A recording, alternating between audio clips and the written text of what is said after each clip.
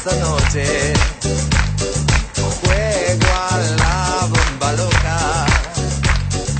Yo te enciendo tocando y bailando me brota de amor. Con vos juego esta noche. Juego a la bomba loca. Yo te enciendo tocando y bailando me brotas.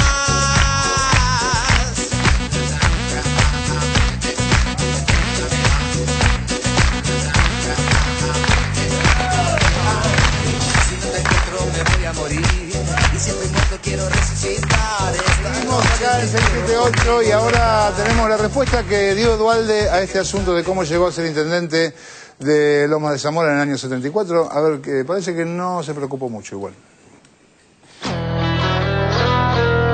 ¿Cómo llegó Duhalde a ser intendente de Lomas de Zamora en 1974? Ayer Gabriel Mariotto, oriundo de Lomas de Zamora, nos contaba el trágico entramado que llevó a Duhalde a ser intendente del partido bonaerense recién mencionado. Volvemos al origen. Entonces, cuando estaba Turner, nuestro compañero intendente de Lomas de Zamora, replicando y militando nuestras barriadas con la voz de Perón desde el exilio, teníamos un director de asuntos jurídicos del municipio de Lomas de Zamora en la gestión de Lanuse, que era Eduardo Duhalde. Esto es un típico problema de la interna peronista en los 70, de que había peronismo de derecha, peronismo de izquierda. Sí, eso no habrá más pena ni olvido puesto en nuestro distrito. Y ahí empieza todo el aparato tradicional, conservador, que encarnaba el segundo concejal, empieza a trabajar en la destitución del candidato intendente o del intendente. Lo destituyen y asume Duhalde y da el reportaje a la revista, al órgano de difusión, o uno de los órganos de difusión de López Rega, que era el Caudillo. El Caudillo. Acusando de prácticas marxistas al compañero que después con la dictadura, el mismo 24 de marzo del 76, es detenido y asesinado.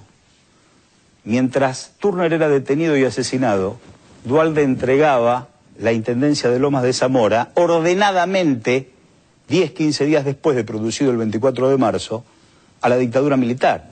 Durante su gestión se produce la masacre de Pasco, donde los compañeros que respondían a ese espíritu que encarnaba Turner como el dirigente natural de nuestro distrito, son masacrados 9 compañeros en lo que se llama la masacre de Pasco, durante la gestión del intendente Duhalde.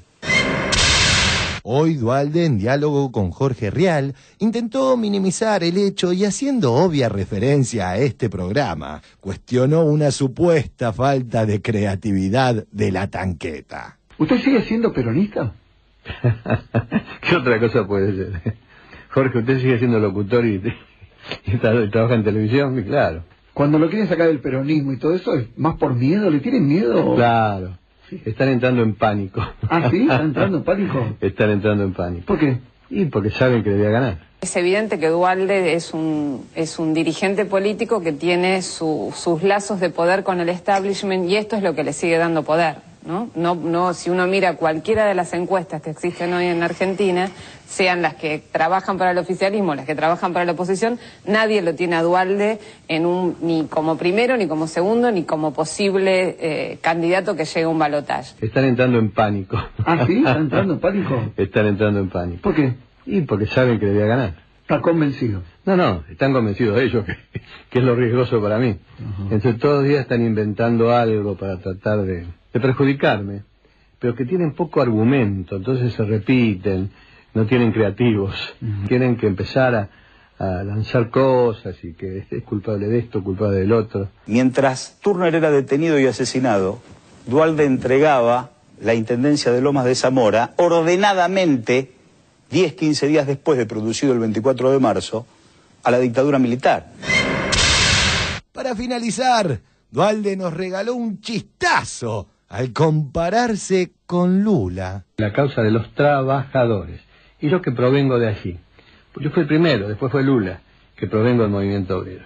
Yo tengo claro eso. El que se va con toda la pompa es el presidente Lula da Silva, o expresidente, debemos decir a esta altura del partido, con el 87% de imagen positiva a su favor. Eduardo Duhalde, que hay que recordar, ahora se lanza a la presidencia. Él fue presidente sin los votos.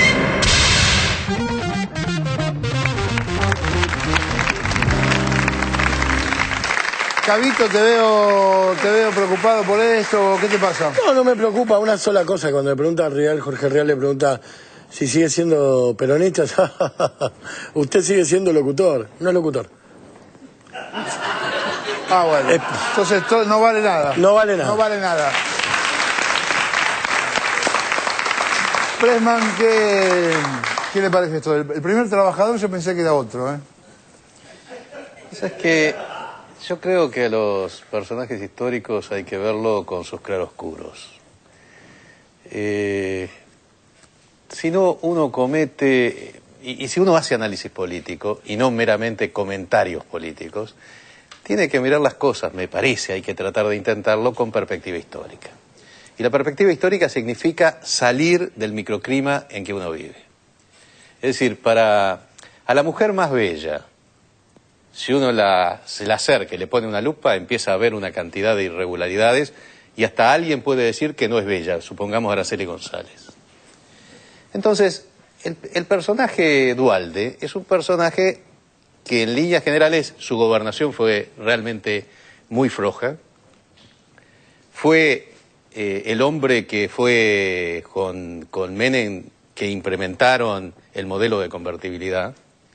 Y todo eso está claro que formó parte de ese proyecto. También es cierto, para ser equilibrado, yo creo que en algunos casos acá hubo desequilibrios, que Duhalde fue en una sociedad, en su conjunto, que no quería saber nada de salir de la convertibilidad. En la campaña del 99 fue el candidato que dijo, este modelo está agotado, hay que salir de la convertibilidad. Y la alianza con Duhalde y Chacho Álvarez, con De la Rúa. Con De la Rúa y Chacho Álvarez, decía, o De la Rúa decía, conmigo un peso, $1. Y finalmente se produjo el estallido, que le hubiera pasado a cualquiera que hubiera estado ahí, le hubiera estallado ese modelo que debió haberse salido mucho antes y que la conducción política en general, por temor y porque la sociedad tomaba la convertibilidad como un hecho, como un dogma, no aceptaba. Ir a las elecciones diciendo salgo de la convertibilidad era un pasaporte a la derrota. Ahora bien, Duhalde, por motivos que hace a cuestiones personales y seguramente de otro tipo, que a mí no me interesa eso, rompe con Menem. Y es el principal obstáculo, si uno no transforma la historia, es el principal obstáculo de que Menem no ganara las elecciones del 2003. Si iban a una interna, Menem se negó a ir a una interna porque sabía que la perdía, ganaba Menem. Y era posible que Menem podría haber sido presidente por tercera vez, siendo candidato único del justicialismo. De manera que en ese aspecto, Duhalde ahí cumplió un papel positivo, al punto tal que Kirchner llega a la presidencia precisamente porque se hizo una interna abierta, en la cual ganó Menem, pero que en el balotaje le permitió el triunfo a Kirchner. Pero si Kirchner tuvo algo de positivo fue porque se separó de Duhalde. Bueno, pero la llegada ahí fue de la mano de Duhalde. Esto bueno, es un digamos hecho... que en los claroscuros, los claros son... Bueno, ahí fue cuando él dijo me retiro. Él dijo que... Y todos pensamos que bien, se retira más aún, bien. yo he Hasta dicho... ahí estaba bien. Hasta ahí estaba Siguiendo bien. la historia, recuerdan que yo leí un párrafo del propio Kirchner. Ayer, o antes de ayer, leí un párrafo de la entrevista que le hicieron en 2004, cuando todavía no había hecho la ruptura con Duhalde, que estaba en el Mercosur. Y Kirchner, me hubiera gustado traerlo para transmitir la palabra exacta, y Kirchner le dice a esos tres periodistas, entre los que estaba Héctor Timerman, le dice que Duhalde cree que se va a comportar dignamente, que va a hacer un buen papel en el Mercosur, que tiene grandes diferencias políticas con él, pero que de todos modos ha acompañado este proceso. Fíjate vos lo que es un discurso del dueño de esto, del dueño ideológico, si querés, de este proyecto, en un momento determinado histórico, que es el que va marcando. ¿Eso define más a Duhalde que al Duhalde este o al Duhalde que dice que vamos a echar la patada? Son distintas facetas. Pero hay facetas que tienen peso y hay facetas que no tienen peso. Claro, pero ¿sabes una cosa? Yo a veces, cuando contemplás distintos hechos históricos, Mariano Moreno hizo la representación de los hacendados en 1809 y a mediados de 1810 hizo el plan secreto de operaciones de Moreno. Uno era librecampista y el otro establecía un Estado central, la plataforma de la Revolución Francesa. Lo que le falló a Moreno es que no tenía la burguesía francesa, por eso es derrotado. Está bien, pero ¿cuánto peso tiene en la historia política de Duhalde que haya propuesto salirse de la convertibilidad? Digo, por otra parte, cuando Mariano... es una virtualidad. Disculpame, pero cuando Mariano Grondona decía... ¿Qué va a hacer Kirchner, el chirolita de Duhalde? No era solamente Mariano Grondona el que pensaba eso, Duhalde también lo pensaba. Los problemas vinieron después, cuando Kirchner demostró que no era el chirolita de Duhalde. Y ahora tenemos a este Yo Duhalde. creo que no fue una defensa, me parece que quiso dar un argumento racional frente al entusiasmo. A veces, a mí me pasa, cuando escucho a algunos contertulios, podemos ser cualquiera de nosotros y yo mismo a veces... la demagogia antidualdista, nada más que por el entusiasmo que genera esta antipatía actual, vigente y lógica por lo que está haciendo, te inhibe de hacer un panorama histórico en el contexto ese, en donde si cada uno es sincero consigo mismo, cuando estaba en el aire, ¿qué pensaba en ese momento cuando se aquietaron las aguas? Cuando el corralito estaba en funcionamiento, cuando la gente atacaba a los bancos.